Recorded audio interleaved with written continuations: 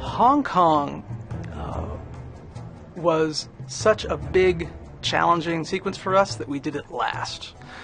We set up the machinery for this film, we figured out how to do everything, and then we did Hong Kong. There's no way to shoot photography of Hong Kong that's going to do you much good when you've got two giant characters smashing the city apart. So from really the first frame of that sequence, we had to create everything you see. For the most distant background buildings, we did most of that through our digital map painting department. But the buildings in the foreground that were actually getting damaged had to go through our standard model view paint lighting pipeline. We built 14 or 15 fully computer-generated buildings that were prepped with all the detail and interiors ready to tear apart. The big battle in Hong Kong wasn't really logistically possible to shoot plates for, and so much of what we had to do was destroying buildings. And that Guillermo wanted to go for this much more operatic, theatrical quality to the look meant that plates were very limited value there. One of the streets we need to basically has double the width of it.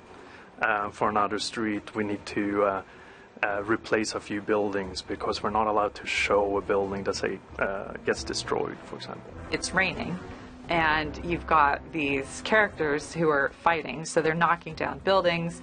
You've got buildings falling down, there's dust from the buildings, there's sparks. The water that's accumulating on the characters is flying off in all directions. The lighting from all the neon signs is what was actually lighting up the characters. So when Gypsy walks down the street in Hong Kong, he's not being lit by a big, fake moonlight. He's being lit by the buildings and the signs and the occasional helicopters that fly by. The dogfight came out of the Hong Kong Scout. Guillermo was flying around in a helicopter and saw the shipping container dock and started imagining a fight happening there, and the idea of these things, these containers all getting kicked around like little play blocks. There's a shot where Gypsy punches her fist into a building.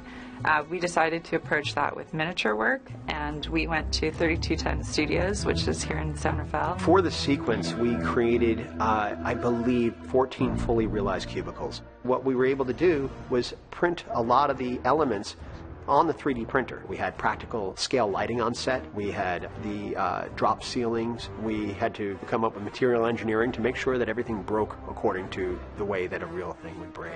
As this mandrel came through, it creates this randomness that is inherent in the real world.